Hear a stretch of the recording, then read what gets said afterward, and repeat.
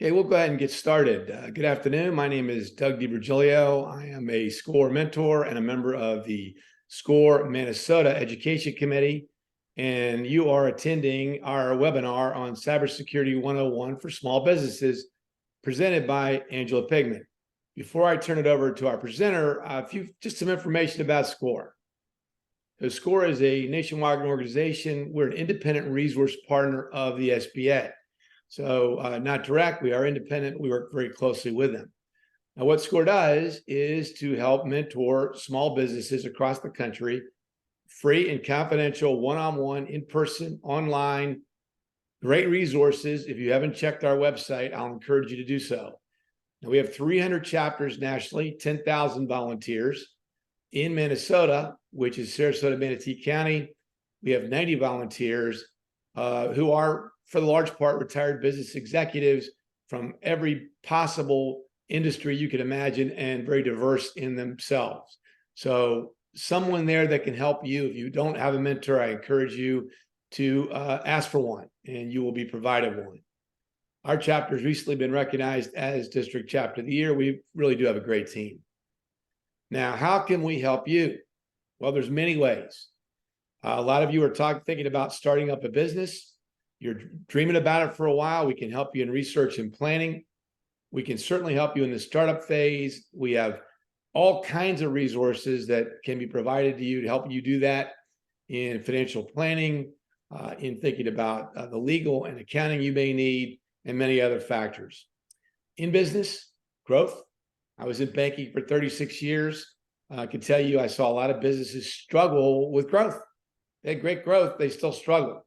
Or with fraud and cybersecurity, which we're talking about today. So we can assist you with that.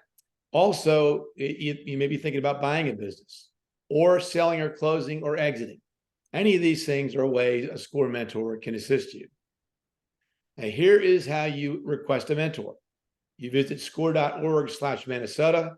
You can view our profiles online. You can request a mentor. You can see our workshop calendar, what's upcoming. There are recorded webinars as well.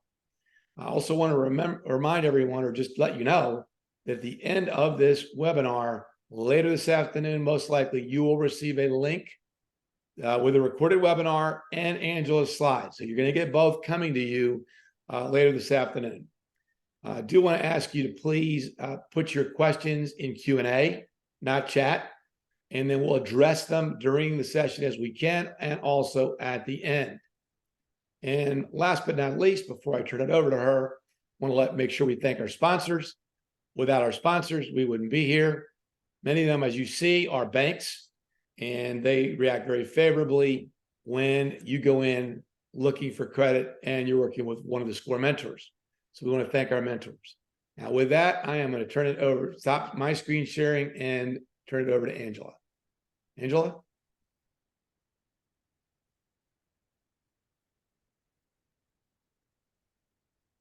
All right, let's getting it set up here. Okay, can you all see the screen now? Yes. Good. Okay, so today I just want to emphasize again, I'm actually in Columbus, Ohio. I normally work with the SCORE organization up here, but I'm happy today to be working with the Minnesota group. Just for some background on me, I'm CISSP certified. I've worked in a broad range of regulatory frameworks, HIPAA, HITRUST, NACHA, FERPA, FINRA, like the whole letter soup. The HIPAA and HITRUST are healthcare related, NACHA and PCI are finance related, FINRA is finance related, and FERPA is education related. So I have worked at big brands that you've all heard of, and I have probably worked with systems where it has your personal data in it. So, you know, I have a lot of experience in managing security and privacy topics. I did own a small web development company for 5 years, so I do want you to understand that I know kind of some of the struggles that you're probably dealing with. So here, let me hide this so that we don't have this. Okay. So one of the key things is understanding why cybersecurity is a big deal. A lot of attacks are targeted at small businesses, but many businesses don't have adequate protections in place. And the sad truth is that once companies experience a security event, a lot of them don't survive. So if you want to be able to continue your business and grow it, and for a lot of people, these businesses are like their children, you know, you need to be thinking about how you can protect them. The other thing is reputational loss. If your company has been compromised and it's in the news, or your customer base has lost data and there are impacts to them, they may not trust your brand and you may not have customers anymore. The other thing that we hear people say a lot is, well, I'm a small business, hackers aren't going to care about me, but that's actually not really true. As the bigger companies have gotten tighter security controls, it is harder for them to make money compromising those big businesses. And so because they're financially motivated, they're going to move on to a small business that's less protected. They're going to make their buck, and then they're going to move on to the next small business and try to hack them. So they can also use data that they've exploited from a supplier or a small business to then try to pivot to a larger company. And that has also happened in multiple customers. The Anthem breach in particular was motivated because nation state level attackers were trying to get information on government employees who had family members with catastrophic illnesses who needed money for treatments to try to subvert them. So the other thing to keep in mind is that security can be a selling point for your product. Today, particularly, we see in working in highly regulated businesses, a lot of startups who are coming with an idea and they want to work with our companies. Well, security is a selling point for us. We are going to ask, we are required to check our vendor supply chain. We're required to ask security questions of the companies that we work with.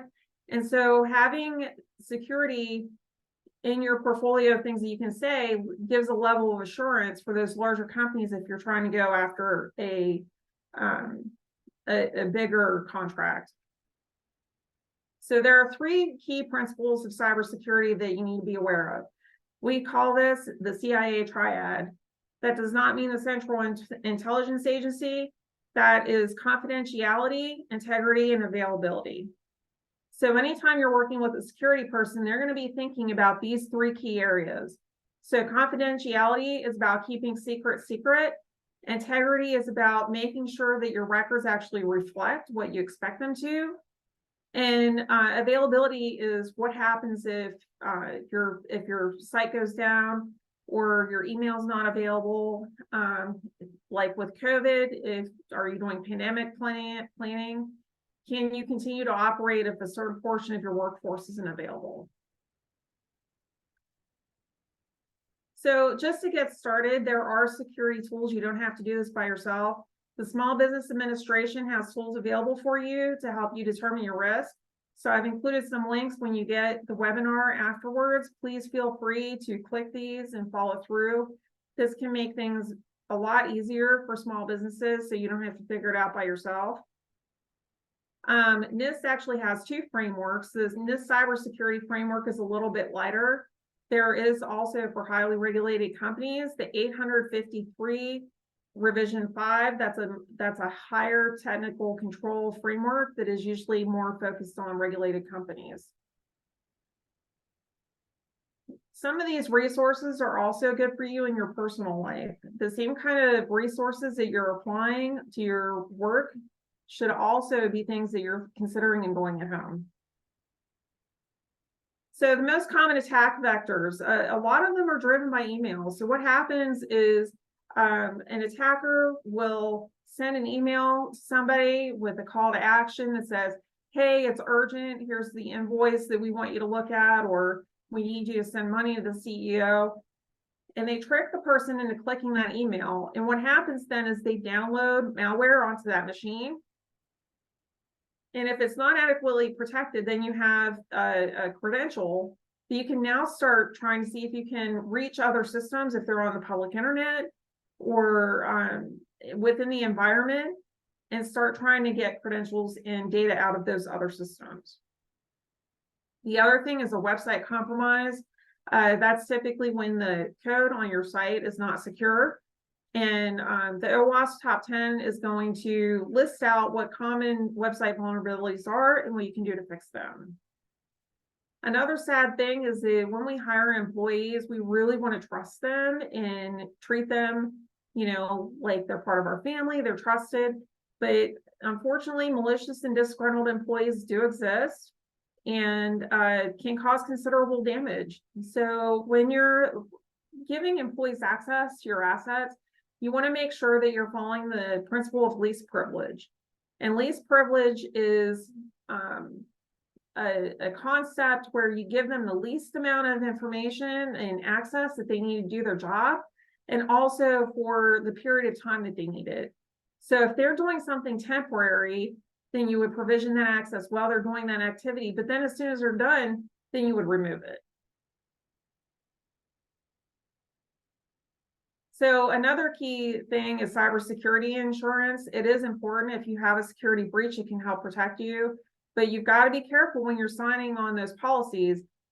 Today, a lot of cybersecurity companies, when you get insurance, are requiring that you demonstrate that you took reasonable protection steps, or they're not going to cover the loss.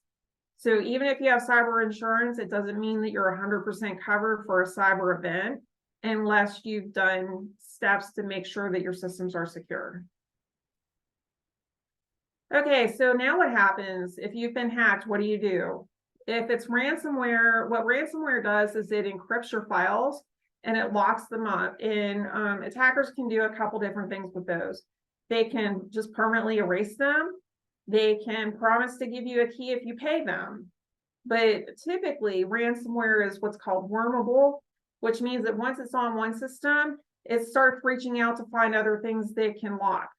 It can be devastating as an attack. If you see that start to happen, unplug any devices that are connected to that device as quickly as possible to prevent it from spreading. If your computer has a virus, hopefully you have a good antivirus program on your computer.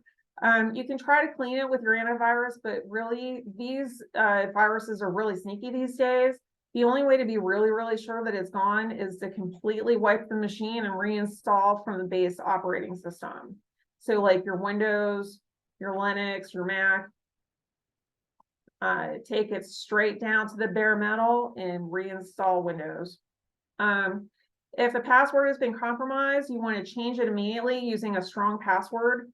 So there's going to be a slide in here that talks about what a strong password looks like. If you notice suspicious charges, you got to notify your bank immediately. A lot of times your protections for fraudulent activity are going to be based on whether you took action or not. So I know that on the first bullet, I said unplug connected devices. If you have a breach, you don't want to typically unplug your system. So if your website's been compromised, you want to segment them, and you want to separate them from the access from the rest of your stuff, but you typically don't want to shut them down. There are a couple reasons for that. One is because then you lose your forensic data, so you can't figure out what happened and how access to that machine was created. Then you potentially also have data loss in addition to that. So here's the part we're talking about credential and password management. So in the past, the recommendations were that you had 8-character passwords and you changed them every 60 or 90 days, and you had to have special characters. And what they found with that is that it didn't really work. Human beings have a hard time remembering complex passwords. So, and honestly, changing your password more frequently doesn't really help a whole lot unless you're in a situation where that credential is being shared with multiple people, and when somebody leaves the company,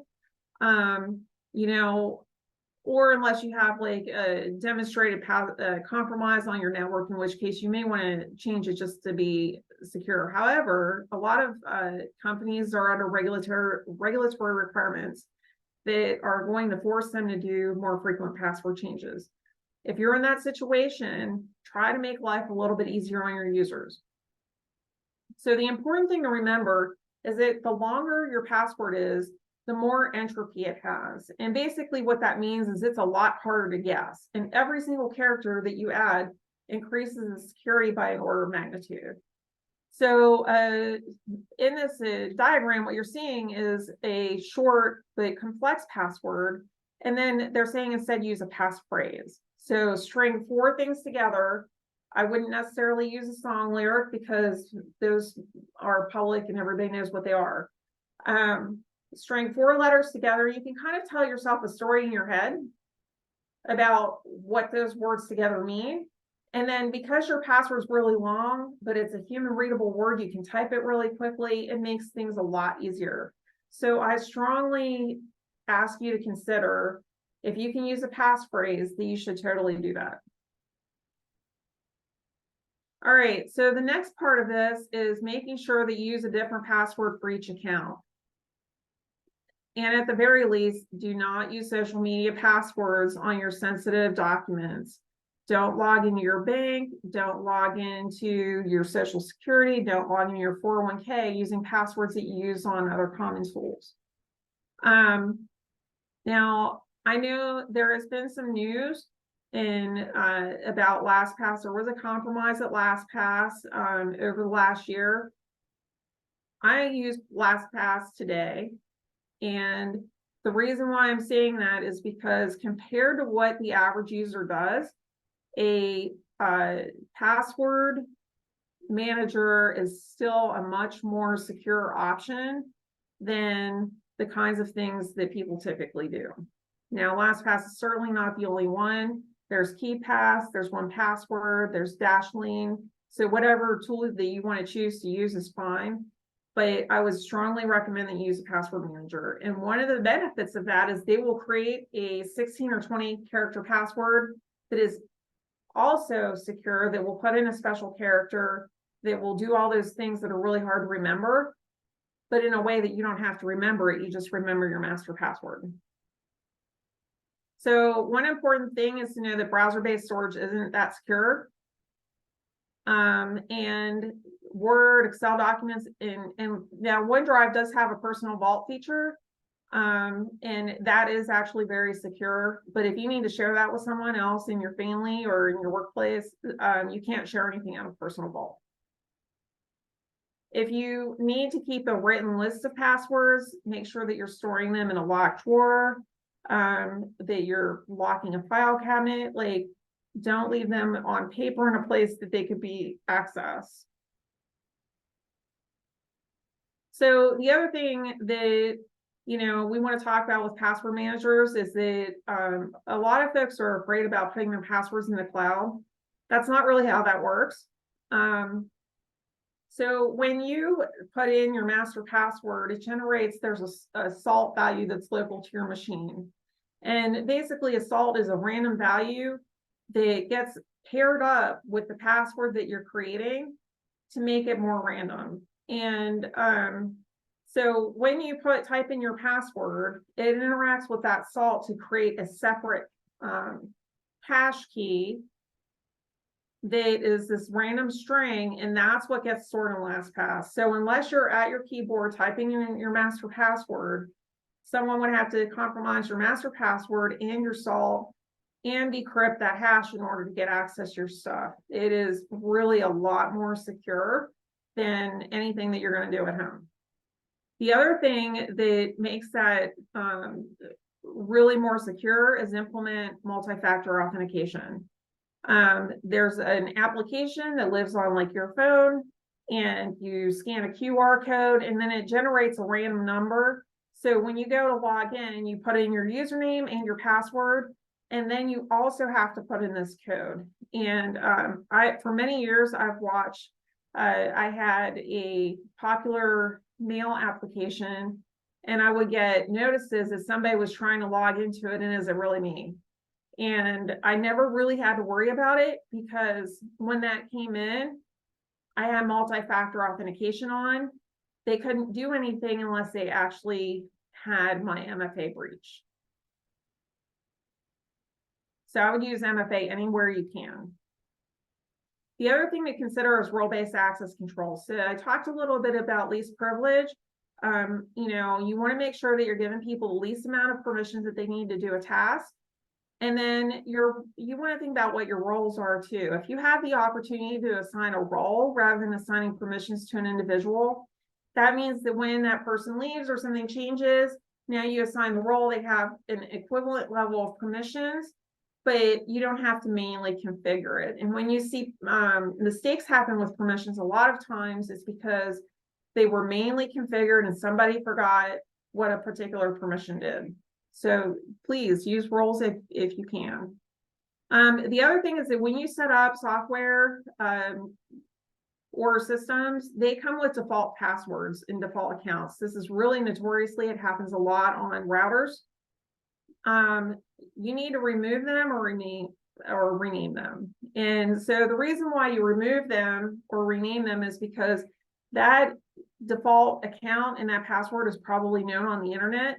And one of the first things an attacker is going to try to do is use that default username and password. If you don't rename it, that username is half of what they need to know to breach it. Now they just have to figure out what your password is. So if you rename the account, then they have to figure out the username, and then they have to figure out what the password is. The other thing is don't share passwords if you can help it.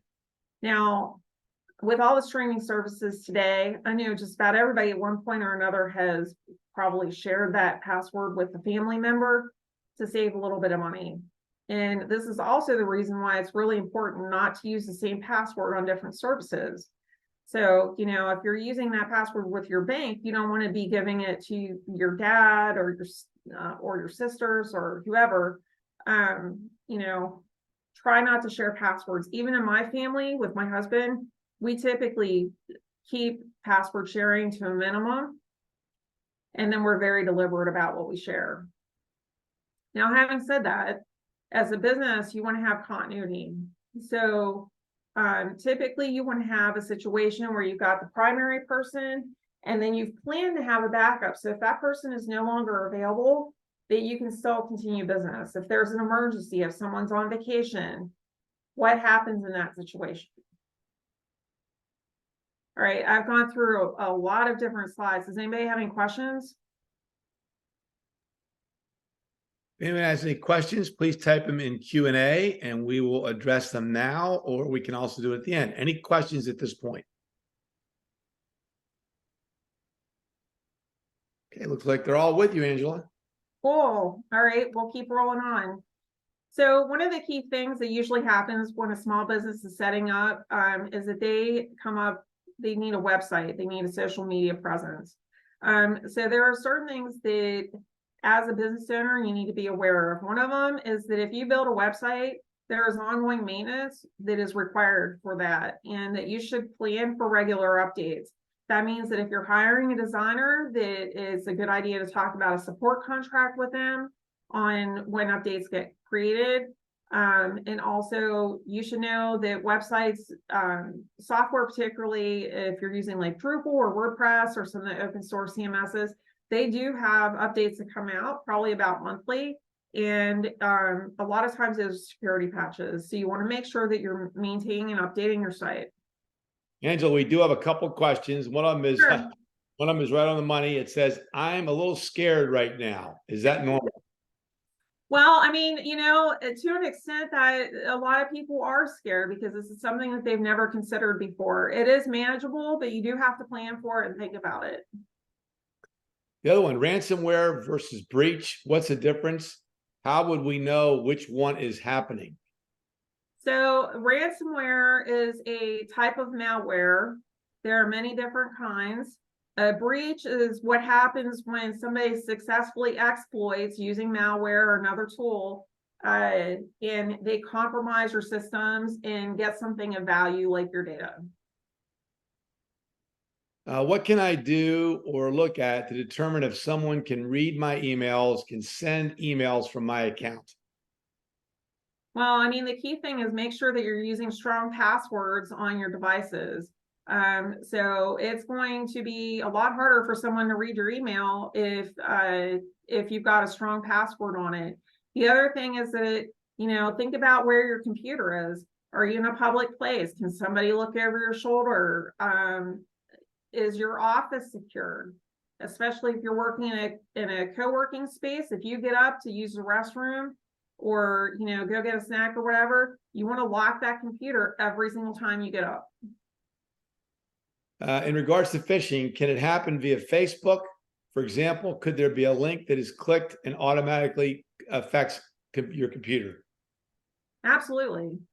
So phishing is, where they're sending you a compromise via email, but links can come through any mechanism. They can come through websites, they can come through email, they can come in through USB drives. You find one on the street and you're like, oh, I wonder what's on it.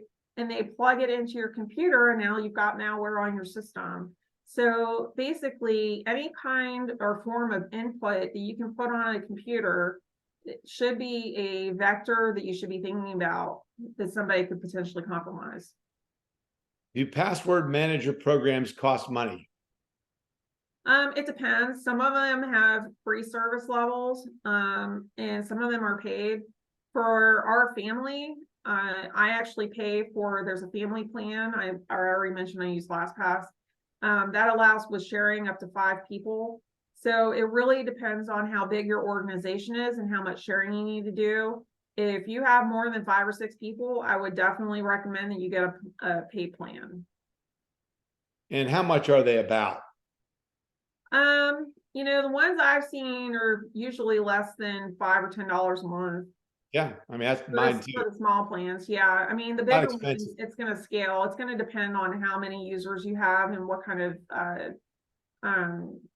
features you need. Here's a question similar to the other one.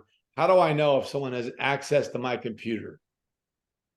Well, I mean, the unfortunate truth is that for a lot of very small businesses and home users, you're not going to know until your data's gone and something happens and, there's a bank account, something went out, or your friends and your neighbors on Facebook start telling you that you're sending out links to things that doesn't look like you.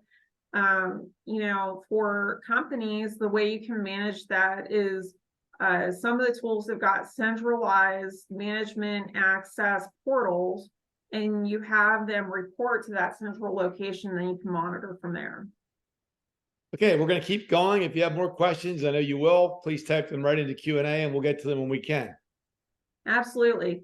So the next thing to understand is the shared responsibility model. And basically what that means is the difference between what the vendor is providing and what you're providing. So there's an option that's often called infrastructure as a service, where you build your own servers in the cloud, you manage everything, and you're responsible for the entire stack. And then there's platform as a service, where you can buy something like GoDaddy, where it's like hosted WordPress or whatever. And then, there's software as a service, and that's typically what you're going to get with, for example, logging into Facebook or, your bank, where you log into your bank and they manage all the underlying hardware and everything, and you just manage your account. So you want to be aware whenever you're signing up for a website and a hosting plan, what is your responsibility within that model? AWS can support, and all the clouds really can support different responsibility models. And, based on your technical expertise, what you plan to support. The other thing that's really important is who owns your website or your domain. As I mentioned, I did own a small website company, and the fact is that very small website designers, they're human beings. They've got the same concerns that you do about having a small business, and we see small businesses just say, hey, I want a website, and they go to a designer and they say, hey, can you build it for me? And they say, yeah, I can do that. But then they purchase your website, they buy the domain. If that designer has purchased your domain, you don't own it. And then if you have a falling out with that website designer and they own your domain, you're out of luck. You either need to buy another domain, you need to hope that they don't continue to pay for it and hope you can get it back. That can be really bad for your brand reputation. You want to make sure that it's crystal clear that you own your website and your domain, and that you have administrator level access, so that if you no longer want to work with that particular company, that you can log into your site and that you control it. So that often includes if they're hosting your business email, if you have Google Analytics accounts or other analytics programs that you're using, anything that's associated with that site, it should be part of your contract that they are required to give that to you. The other thing to know is that websites today, table stakes is to have SSL. Now, technically, it's TLS today, but everybody still calls it SSL. But when you go to your browser and that part that says HTTPS, that indicates that it's secure. And usually that's where you see on your browser the little walk that says that it's secured. Google does rank search engine rankings on the basis of whether your site has a SSL or not. The other benefit of it is that it's secure. So if you have something like a contact form where you're expecting people to submit information to you via form, you need SSL. One way that you can check if your encryption is working the way you expect, SSL is a certificate, but it also has to be configured. And one of the things that I see the most often is that SSL is not configured correctly. Out of the box, it comes with an insecure configuration. So there's a tool on here called SSLlabs.com. That's a free Qualys tool. And you can go out and check and see if your SSL is encrypted correctly. It takes about maybe a minute and a half, and it will give you a whole list of stuff that you can look at. It's very easy to use. I strongly recommend that you check it out. The other thing is that it used to be that you had to pay for every SSL cert that you were using, and that was expensive. Today, there's let'sencrypt.org, and it gives free SSL certificates for websites. So there's no reason not to have one today.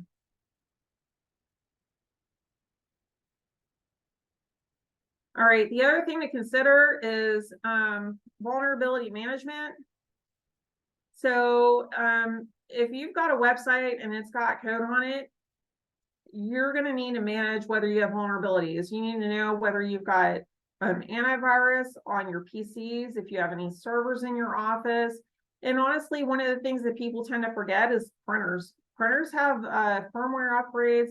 They are on the network, and they are often a great vector for compromise.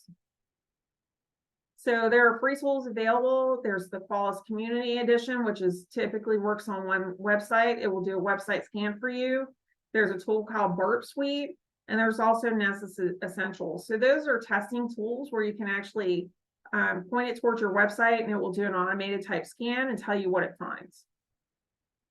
So you also want to do your research. So if you're working with a hosting provider, what level of security are they providing? What level of patching are they giving you? Is this a organization that cares about the security of their environment?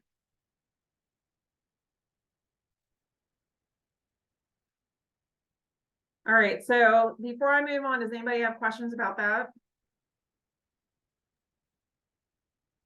If you have questions, please type them in Q&A.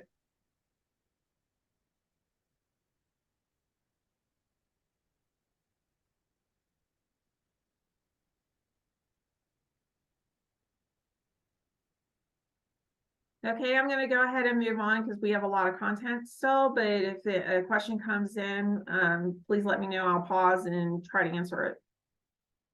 So the next thing that you want to think about, if you have a office front for retail, or if you have a website, is credit cards and e-commerce. So the primary regulation that you need to be used to with that is PCI DSS. So that's the payment card industry. And, you know, I called it a regulation. Technically, it's not. It's the PCI is governed by the credit card processors. But basically, it's an agreement that says if you're going to agree to use credit cards, that you're going to follow certain security practices. And if you don't follow them, then that credit card organization has the ability to refuse to process your credit cards. So if you're relying on that for e-commerce, or if you have a restaurant or anything with a point of sale system, this is important to you because you may not be able to process your credit cards. And even if you do, there are bargain basement ones, but they tend to have higher rates, which can be significant if you're talking about a high volume. So the main thing to know about PCI DSS is there are 12 guiding principles I've listed out here for you. And it really depends on what volume of transactions are you doing, and then also what kind of interactions are you doing with it. I will tell you that I strongly recommend that you do not take credit card numbers over the phone and write them down on a sticky. Do not put credit card numbers unencrypted in Word documents. With PCI DSS, there are tools available that will let you reduce your risk. And you want to make sure that you're looking at that. The thing to know is that under a certain volume, you can do what's called a SAC, S-A-Q-A. That is 11 or 12 controls. It is very easy to meet. It greatly reduces your responsibility. There's a SAC-C, which is a lot of controls related to POS systems. And then there's a SAC-D. The SAC-D is a self-assessment for smaller volumes. And that is over 200 controls. It is very stringent. It is a lot of work to meet that. So if you can get out of that situation and be in the SAC-A, I would strongly recommend that you do that. One way you can do that is when you're building your website. A lot of the credit card companies will let you put like an iframe on your website. So the card entry, either you redirect them to their site to enter the credit card number, or it's framed on your site. So it looks like it's on your site, but that data never actually crosses your website. So I would definitely look into that as a situation, ask questions about if your designer's building you a website, are they building the form themselves? Are they using your credit card processor? And the credit card processor is a separate vendor from your website developer, and they're probably going to have to work together. All right, so the next thing that we need to talk about is bank account numbers. So if you're setting up automated payments where you're using bank account numbers, within the last 5 years, the NACHA rules came out. Now there is an acronym for what NACHA means, but nobody's using it. They just call it NACHA. The NACHA rule documents are behind a paywall where you have to pay to get the list of the rules, but it maps the PCI DSS and NIST. So if you implement PCI DSS controls for NACHA, it will cover you. And then PCI DSS rules are public and you can look at them. Paper documents are not in scope for NACHA, but if you scan it on a printer, if you save it as a PDF, if you put it into an image, those are all electronic documents and you will be in scope for NACHA. Like most of these are financial penalties for non-compliance if those numbers are compromised. The more you have, the higher it goes. They do actually have also whether there was intent and whether you knew that it was insecure or not.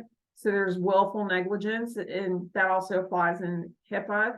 So did you know what the right thing was? Were you trying to do something and there was a mistake? Because security is never 100% these days.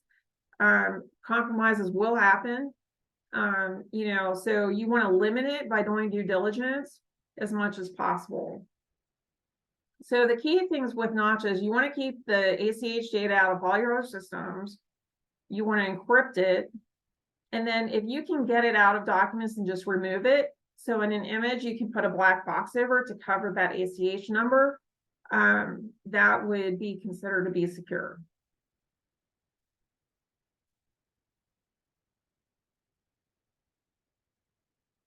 All right. And I'm going to pause for just a second. Does anybody else have any questions? At any time, please type your questions in on any topic. This is a broad, important topic, scary topic, as you said. So type them in and we will answer them. In Q&A, please. And I do want to make my intent here is not to scare you, it's to give you the knowledge to empower you to take steps to make your business more secure. As I mentioned, it is very possible that after a catastrophic event, that companies don't recover. And so the way that you make sure that you can continue to do business is to cover some of these topics, you know, and that will really help with your resiliency, and it will also help, you know, if you can demonstrate that you were trying to do the right thing, that's also very important. Okay, no questions so far, Angela. So the next portion we're going to talk about is what happens at your office, whether your office is in your home, whether it's in a physical office, you know, wherever you're working. So what you want to think about there is your local network. So some of the key things, make sure that you're keeping antivirus software on all your devices and that it's up to date. So for Windows Defender is free. It's actually pretty decent. You know, so that's a low cost option. You do have to make sure that you go into Windows and have it update. But basically any well-known antivirus brand will do. The other thing is to consider that any device that is connected to the internet can get hacked. That includes Macs, that includes your phone, tablets, you know, your refrigerator today, if it's connected to your wireless at home. Those are all devices that you should look when patches are available and keep them up to date. And potentially have antivirus. The good news is that today most home routers now are coming with what's called an IDS or an IPS. It's an intrusion detection or intrusion protection service. And so that can also help with your IoT devices. If you haven't updated your router for a while, you might want to consider that. It's a managed service, so you don't have to really do anything, you know, but it can help protect your home network. The other thing to consider is that if you are working out of your home, are your children on your same network as your office devices? You know, my daughter's 19 now, and kids download stuff from the internet because they just don't know any better. And if you've got people that are doing things that are risky on the same network that you're doing your banking and your work, then you have to consider that it's potential to be compromised, because now once they're on your internal network, an attacker can compromise their device and now pivot and start trying to get into your other systems. The other important thing is backing up your files, especially your servers. So if a ransomware attack happened and they encrypted all your data, could you get it back? Could somebody accidentally delete something? I cannot tell you how many times that we had coworkers working in the same Excel document at the same time and someone made a mistake. And then, you know, things like spilling coffee on your laptop. I've done it before. In fact, I did it, I think the last time I had a major presentation. You know, those things happen. So if you have your data getting backed up to a hard drive or server in your office, what happens if that disk fails? If you have your entire customer list that you rely on to do business and it's on a disk and you don't have it backed up and that fails, can you do business anymore? Have you lost half your customer base? There was a guy on a web hosting company that had several hundred customers, and he typed a bad command and it deleted everything. And those customers lost all their websites, they lost all their data. You know, he didn't have a backup. So the other thing is, you know, I mentioned this before about updating your devices. Every single electronic device, if you plug it in the wall, then it needs to be updated regularly. So look for firmware patches, look for Windows updates. And that means not just security patches, but also keeping up to date on versions.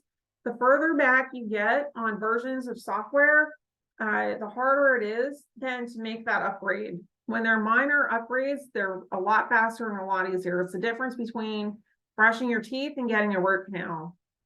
So if you do have a business that has multiple employees and your business people are saying, oh, I want this new feature because, you know, this is going to sell business, but your IT team is telling you that they need time to do maintenance, you need to give them the time to do that. You can't continue to bolt on new features onto an infrastructure that is not solid. Eventually that is going to come to roost, and what typically happens in that situation is you have to rebuild the entire system from scratch. It tends to be very expensive, and it's a lot harder than it is if you just keep up with it. The other thing is is how good are your passwords? I'm going to say it again, repeat it several times, because it is really, really important. Account compromise is one of the key things that happens that causes software credential breaches today. So if they get a hold of your password and it's weak, today with the computers, they can put them in the cloud, they can spin up an entire cluster of computers, and they can keep hammering at your password until they figure out what it is. That doesn't work if you use a really strong password, because the computers aren't strong enough today to compromise it. So the longer your password is, the more entropy it has, the more likely that they're not going to be able to compromise it. So, and again, children on the internet, make sure that the devices that you allow on your network are trusted. All right, looks like we have some questions.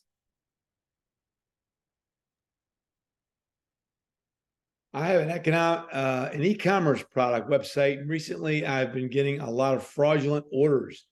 My security features luckily gives me the option to decline them. Is there a reason why this is happening? I mean, without knowing more information, it's really hard to say. I mean, attackers tend to squirrel on whatever is interesting in the moment. So it may have been that somebody just happened to hit your site and decided that they wanted to play with it and see what they could get away with. It could be that there was another site that's related to that one that was compromised. I mean, it's really hard to say without more information. Typically, though, what I would be asking your provider is what they're going to track and deal with these kind of attacks. Okay. So if they're consistently coming from one particular IP address, one location on the internet, then they should be able to block that traffic and not allow those people to continue to do that. Sometimes they can do it based on patterns. Like, is there a pattern how these people are entering them? Are they a bot? Are they, it's called throttling, where they can, limit how many orders a person can enter in a period of time. So there are controls in place that could help reduce the level of attacks that you're seeing. It's really just going to depend on the situation. Yeah, we got one more. Thank you. That's all we have so far. Great, thank you. All right, so the next fun part we get to talk about is compliance and governance. That's all the paperwork stuff. So the good news is that if you decide to follow a particular standard, most of the time the controls are going to overlap. There's not a one-to-one mapping between them, but typically if you're compliant with one, you're probably close to being compliant with the other one. So as I mentioned before, the cyber framework is a little bit lighter. For security and privacy controls for highly regulated businesses, that would be the NIST 853 revision 5. And then the other thing to be aware of is FIPS, and that's encryption standards. So there was the FIPS 190-2.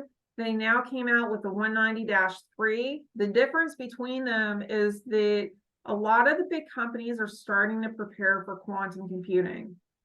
Quantum computers are so much stronger than what we have today that the minute that there is a quantum computer that is actually working and available to the public, current encryption is going to be immediately broken.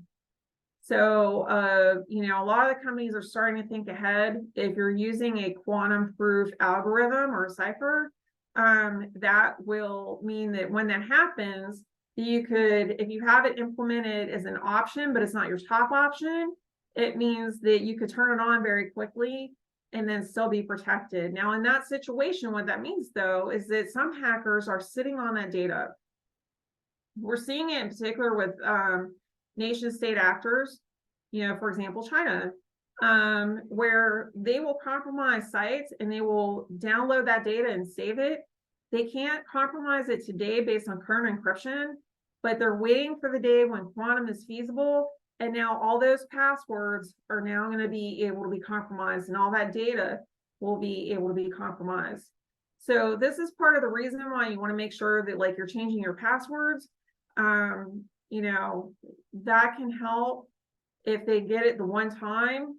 Then if they want it again, they're going to have to compromise it again. So the other standards that you need to think about is COBIT. COBIT's a little more international focused. And then there's also the ISO 27001. Those are more IT, technical information management controls. I think most of the large companies I'm seeing are aligning on this today. The other thing that you can do in order to demonstrate to your customers if you have a security program in place is to seek out a SOC 2. There are two versions of the SOC 2. The type 1 is fairly easy. It's a point in time. A SOC 2 type 2 test controls over a period of generally about a year. It's more complex, but it's more respected because, you know, then you have to show that you've got ongoing operational standards in place that are effective. All right, so common regulations that you might run into, PCI DSS, which is credit cards. There's the California Consumer Privacy Act.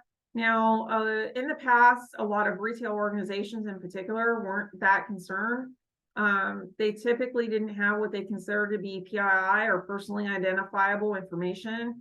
The issue with the California Privacy Act is it broadly expanded what is considered to be PII, and that includes IP addresses. So if you're using Google Analytics and you're tracking where people are coming from, ad-based stuff, the protections about that law are a lot more broad now. It's modeled after Europe's version, which is GDPR. And even retail now has got responsibilities for personally identifiable information. The other big piece about this is that privacy laws across the country are evolving rapidly. And because we don't have a federal standard today, California is considered to be the bar that you usually want to meet, but they're evolving almost on a daily basis. And you may have in your state or in other areas of the country, if you do business there, where their requirements may be more or equal to the California Privacy Act. The next one down is COPPA. There is currently a law that they're working on in Congress to update COPPA. It's the Children's Online Privacy Protection Rule.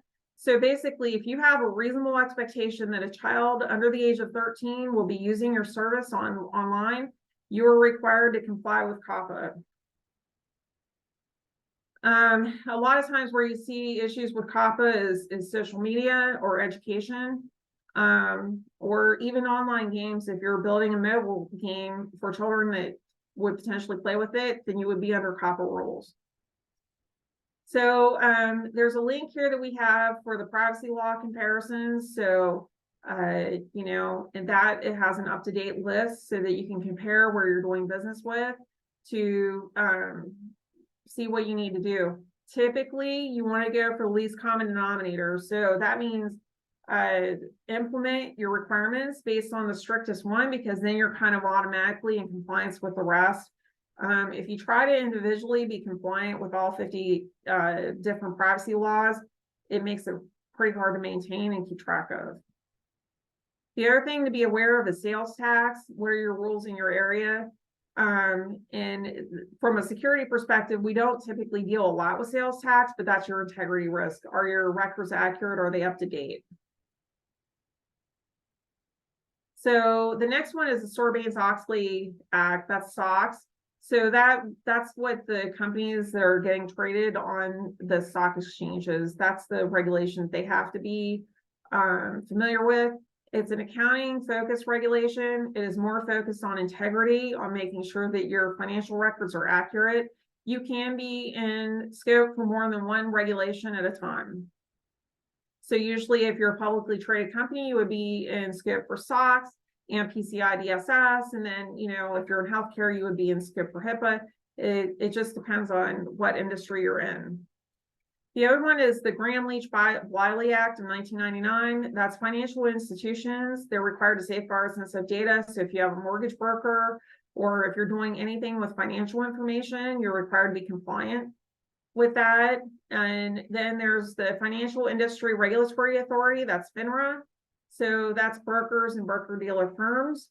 And then Notch is your bank account, your ACH numbers. In the medical education children area, there's FERPA. So that's a Family Educational Rights and Privacy Act. So you're required to protect student data. There was a very popular children's publisher that I worked with. They were required to, when they had children interacting with the system, to notify their parents. There were rules about what they had to do. And then HIPAA is health information privacy. Now, I probably should have listed, there's also HITECH. HITECH is a follow-up regulation that covered gaps in HIPAA, and it also covered the electronic handling of health records. So today, when you're going out into MyChart or you know, some of those kind of tools where you can look up your health records, those are governed by HITECH. And then we also talked a little bit about COPPA. One of the new ones that I've just added to the list is also HITRUST. It's a security framework. It's kind of like a SOC 2 on steroids. It was primarily designed for healthcare organizations, but it can also be scoped to include PCI DSS. And they're starting to expand it into more security frameworks and areas. And the reason for that is because if you have a vendor that you're working with or another company, and they say, are you HITRUST certified? It is a stringent certification process. And rather than going through, a lot of companies today, when they have vendors, will mainly ask them questionnaires, and then they have to support the resources to manage all that. If you have HITRUST, you can make an assumption about what kind of controls are in place, and then you don't have to manually check as much. All right, so that's the end of the deck. I know that was a lot. I'm sorry for brain hurts now. I will take any Angela, we do have some questions. questions. It might be best, and everyone can read these. If you read it, the first two are fairly long. So maybe everyone take a look at the first two questions, and then Angela can read them and answer them. Here, I'll post them up here to see.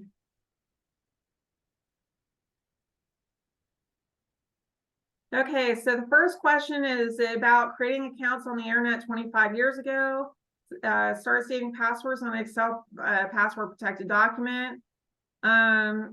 What recommendations do you have for all those website accounts we created, or we can add them to a password manager? Yeah, that's actually a really good question. Hopefully, if you have passwords from 25 years ago, you've been changing them regularly in the meantime. The recommendation is typically annually. I would start, if you have a long list of passwords, I would recommend that you start with your most critical ones, the ones that you haven't changed for the longest. If it's your banking password, if it's a critical service that you use, I would use those first. And then work down the list to the next thing until you get to the ones that aren't that important. If they were compromised, it's not that big of a deal. If you shared passwords between non-critical and critical services, you definitely need to change your critical ones right away. That I've been pwned link that is earlier in the webinar will allow you to go out to that site and you can enter a username or an email address, and it will tell you if it's been compromised on the internet. Okay, so let's see, what's the next one? In case my question is not clear, I would estimate I have at least 100 account creations I did that are unaccounted for that I have never bothered to write down the password for any of those. Is there a place I can type the 10 email addresses I have owned since the internet began and see all the websites, popular and unpopular ones, to click to forget password and type passwords in the password protected Excel doc I have, or delete those accounts so there are no more loose ends? That's also a really good question. Again, I would prioritize which ones you're looking at. If you use I've been pwned, then you can go out and they will list things that have been compromised. So I would strongly recommend that you change those immediately. And it is a good practice. If you're not using something anymore, go out there and delete it, because otherwise that data is still in their database, and it could potentially be compromised even if you're not monitoring it. And I would say unmonitored accounts is a pretty popular vector for compromise because people aren't watching them. So the next question is, if we are building our own WordPress.org site, is being compliant with all these national and international privacy laws as simple as adding certain plugins? That's a complicated question. So it depends on what kind of data and what kind of regulation that you are under being required to do.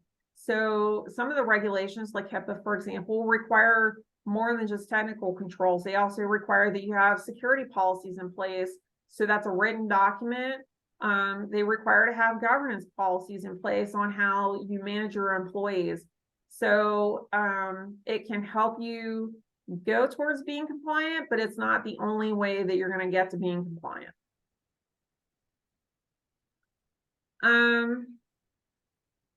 Okay, thanks so much. You made a lot of frightening issues easier to start addressing. How do I get my IT guy to listen to me? Well, you know, I'm trying to say this in the nicest way possible, but if you're the business owner and your IT guy is not listening to you, then perhaps you need to find another resource to work with. My experience is typically the IT people are aware of gaps and they want to fix things, but they're typically not given the time or the bandwidth to do so. So one of the key things as a business user of IT services that you can do is when your IT team comes to you and says, hey, I need help doing this, I need to do maintenance, I need time to do the things that aren't as sexy, please be understanding and give them the time to do that. They want to do the right thing typically. No more questions right now. If you have more, we have time. I do want to remind everybody we're at the top of the hour here. You will receive a link to Angela's slides and this recorded webinar. Also, all of our webinars are on YouTube, Minnesota YouTube. So I encourage you to check that out. Also, want to remind everybody about the Minnesota SCORE website if you'd like to request a mentor. And we're getting a lot of good feedback already, but this is to ask for your feedback. A lot of great comments in chat about how valuable it was. Angela, some said each one of those could have been a topic of themselves that you could have done a whole presentation on. So we'd love to hear any other ideas from you about future presentations you would like to see. Any other questions at this time?